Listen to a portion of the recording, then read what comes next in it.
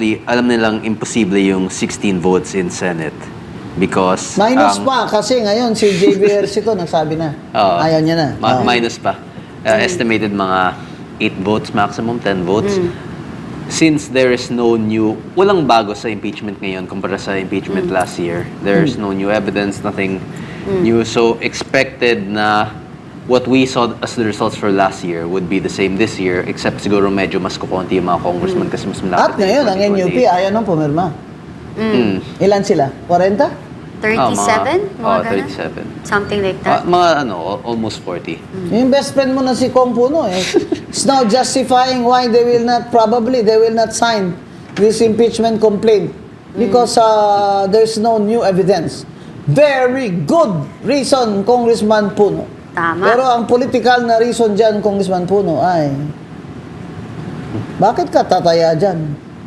Manatalo na yan eh. Ending na yan ng BBM eh. I remember. Kung manalo si Sara 6 years yun. Magandang araw, Pilipinas. Sa dami ng ingay sa politika, sa dami ng opinion sa social media, May isang tanong na gusto nating sagutin. hindi propaganda, Hindi chismis, katotohanan. Dito, walang iwasan. Walang paligoy-ligoy sa totoo lang. Kasama natin ngayong araw, isa sa pinakabatang mambabatas. I think siya yung pinakabata eh. At controversial dahil sa mabibigat na mga pahayag laban sa administrasyon na ito, walang iba.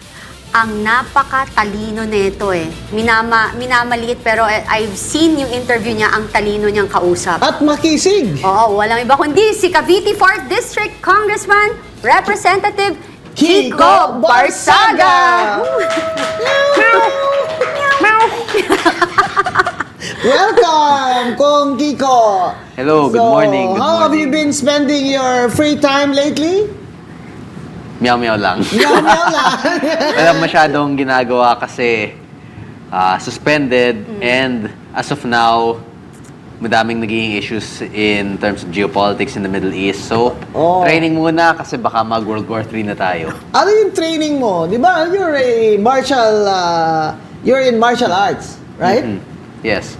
Boxing, taekwondo, iba-iba. You have a black belt in... Black belt na. Wow. I actually just recently got my black belt last August. In August what? 2025. In what sport? Taekwondo. Taekwondo! Black belt. So, nagko-competition kayo? Actually, mga kasama ko sa KLD Dasmariñas, sa DLSUD. Madami kami from DASMA we're a group of athletes and we join taekwondo competitions. Iba-iba kasi may ibang athletic groups ko din from Arnis, boxing, sinasamahan ko sila sa mga competitions sila. And how many years have you been doing this, Congressman? On and off for about 15 or so years for Wow, taekwondo. that's Pero may already- mga times Bata na ka mag-i-stop pa. ako mga 1 year, 2 years due to Wow. work, schools. That's naging really a busy. discipline. Huh? Yeah. Sa mga nangyayari ngayon, Kong Kiko, meron ka bang nakikita na naiisip mo, because bata ka pa bilang legislator, no? Na in the future, even though alam natin na hindi magiging madali yung pag-recover sa mga nangyari sa atin na nakawan sa kaban ng bayan, sa geopolitics problem natin, sa personal na labanan sa politika, ikaw bilang batang mambabatas, ano yung nakikita mo na maitutulong mo or naiisip mo na idea ba na pwede mong ma-share na makakatulong sa ating bayan? Well, regarding sa ideas, kung ano yung... In firstly, general, yung sa- isa-isa. Yung sa corruption issue, ang problema kasi natin dito is that hanggang ngayon, wala pang... We already spent millions on the ICI. Walang nangyari doon. Walang nakukulong. Walang... Actually, kahit yung sa report nila, walang... It's been inconclusive so far. There's no results.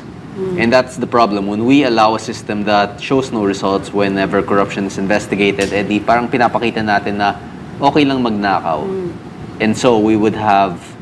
This issue would keep repeating itself if there are no consequences for this. Kasi anong mawawala sa kanila? Wala namang nakukulong, wala namang nasususpend, walang na-expel from the house, and no one's facing any consequences for this action when what they could gain is billions of pesos from the public funds.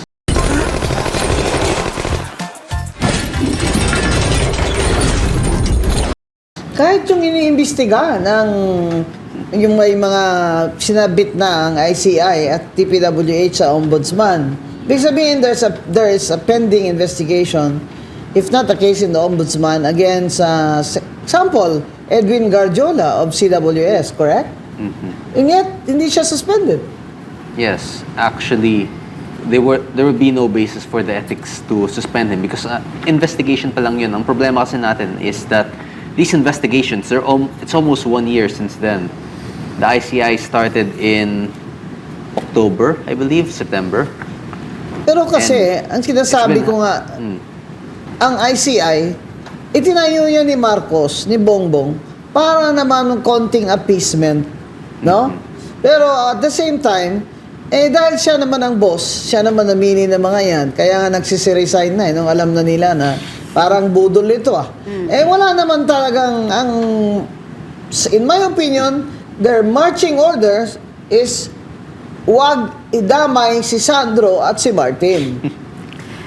Wala talagang mangyayari sa atin yan, di ba? And kitang-kita mo nga na nga natin, di ba? Kahit ikaw siguro, kung Kiko, kitang-kita mo yung nangyayari na every time na merong willing magsalita or magpahayag ng kanilang karanasan na naranasan nila sa katiwalian or witness, imbes na pakinggan, ang unang-una nilang gagawin talaga, babanatan nila, sisiraan nila, i-question nila yung credibility, even meron ng mga salaysay.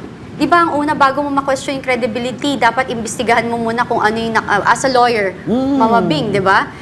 Kailangan basahin mo muna kung ano yung affidavit, tapos doon ka mag-imbestiga bago mo sabihin kung credible or not. Tsaka katungkulan nila yun, gaya ng Blue Ribbon Committee, katungkulan nila yun, na to get to the bottom of things. Kaso, ayaw talaga ni Senator Lacson imbestiga ng 18 na Marines na yan. Ang problema ni Senator Lacson dyan sa 18 na Marines? Well, they have political interests as well.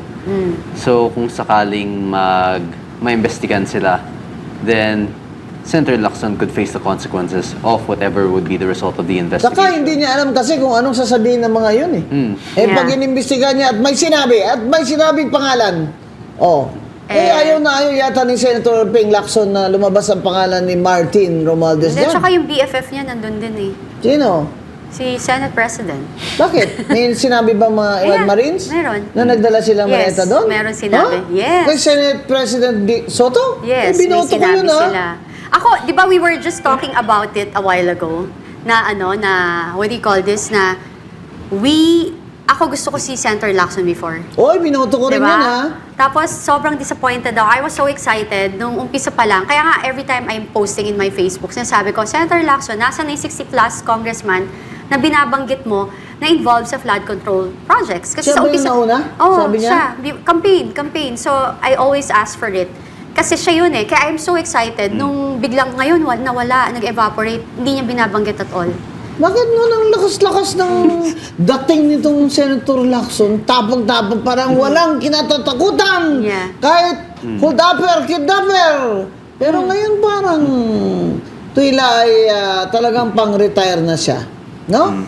Sana hindi naman yung ang dating is kasi ang dami, no? If you see social media, no matter how hard they try na magbayad ng avatars, ng trolls, kasi actually having a troll all over na sobrang dami, yan ay isa ng katunayan, Mama Bing, na ang dami naghihirap sa Pilipinas na kumakapit sa tuko.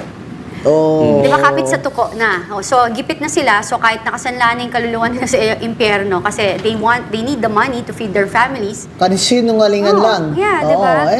So, So, parang nagtatakip pagtatakpan mo yung mga mali, sisiraan mo yung mga gusto magsalita, yung nagbibigay sila ng chilling effect, di ba? Kung Kiko. You know, it's so easy to understand. Even an ordinary Filipino is madaling maintindihan kung ano yung ginagawa nila. palagay mo Kong Kiko, yung disclosure ng 18 na Marines, is it probably true or you don't give it credence? Well, coincides with yung sa sinabi ni Orly Cutesa and regarding sa sinabi ni Zaldico. So, if any of those are true, then the others would have some truth to them as well. And actually, surprised ako na supporters kayo ni Senator Ping Lacson dati. Since ako, even during 2025, hindi ako masyadong, well, even during 2022, hindi kami masyadong pro-Lacson kasi kilala namin siya sa Cavite. Okay. Even you're during from the Cavite. 2022 elections, Yeah. hindi naman siya malakas dun sa Cavite when At he ran for Cavite ba yan? president. Cavite. Silang Laboy eh. Hindi ko nga alam na taga Cavite yan. Cavite. So at least ngayon, kilala niyo na si Lacson. Yeah. Well, nakakalungkot kasi I'm expecting more sa mga retirees, yung mga magre-retire na mga political na supposedly nagkaroon ng kapangalan. Mabuti or masama. Parang mas gusto pang mag-retire ng mas masama ang reputasyon.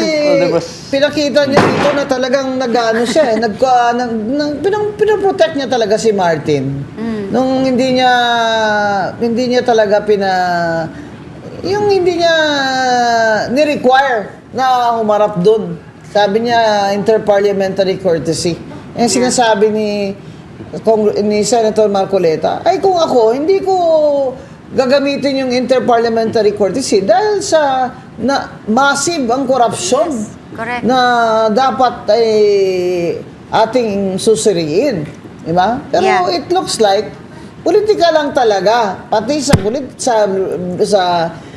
Blue Ribbon Committee ay politika ang naghahari dyan kung bakit si Senator Ping Lacson ay ayaw niyang magpatawag nung 18 na yan. Kung ayaw mo pumapatawag ng 18, kahit na mamili ka na lang ilan sa 18, yan na lang po ang inyong ipatawag. Kasi alangan naman, tingnan nyo kung aling affidavit dyan ang palagay nyo ay very, specific, ipatawag nyo. Para naman mapatunayan na ang Blue Ribbon Committee ay hindi po bias at walang pinagtatakpan. Kasi ang problema talaga ng administrasyon ng BBM na ito ay dahil sa walang nananagot at walang nananagot dahil siya ang tinuturo na mastermind. At saka yung dito is kung sino pa, wag na tayong lumayo, kung sino pa yung may lakas ng loob manindigan at tumayo para sa kanyang Kong bayan, Kiko, di ba? oo. Anong ginawa? Si Kong Kiko, nung malakas ang loob, may boses. Alam mo, iba talaga, no? Iba talaga din talaga yung wala pang bahid wala pang influence ng korupsyon or hindi na-expose. Even though yung dad niya, yung pamilya niya, is nasa politika. Dynasty. Oo, di ba? Pero nakita mo sa kanya, tumayo siya kasi wala siyang ganun, di ba? He doesn't care. Until now, I heard nga, he doesn't really care. Because you stand for what is right. And that's very important. And imagine, ilang taong ka na, Kong Kiko? 27. Imagine, a 27-year-old compared to you guys na nandyan for the longest time sa Kongreso, my goodness, ano na lang ang record nyo compare naman sa kanya. Sasabihin nyo, Let me respawn in Rome, please. Yes! Our city currently has a population of 9. A farmer? I definitely need you. meow-meow lang ang alam. Palagay Sino mas mo? matino mag-isip? Yung nagmamyaw-meow o yung di lumalaban sa korupsyon? Sige nga. At yung mga nagnanakaw dyan, sinasabi nyo masama ugali ni Kong Kiko dahil nililibak niya ang presidente.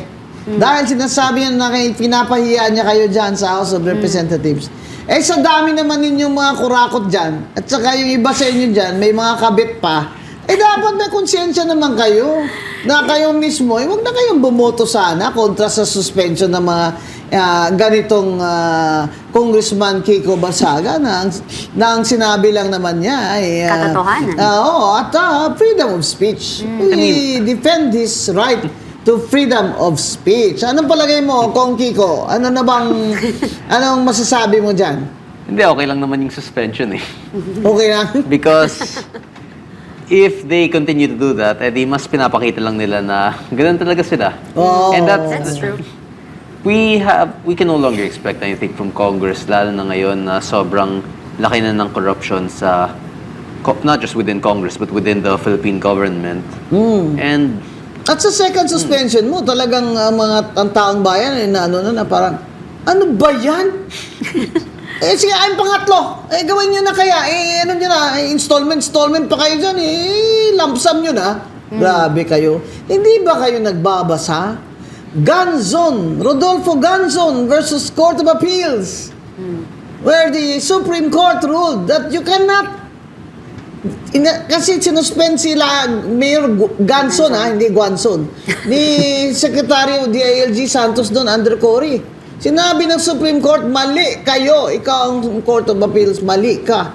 Dahil hindi pwedeng successive suspension because you will then defeat or deprive the elected official of you will deprive the people, the will of the people. You will negate the will of the people.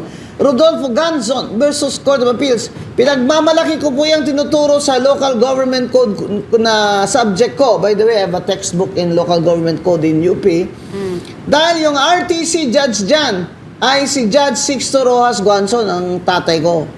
Na tini-RO niya si Secretary ng DILG. Nung sa pangalawang suspension, ay isususpend na naman, tini-RO ni Judge Guanzon ang Secretary of DILG saying, you cannot do that successively. Actually,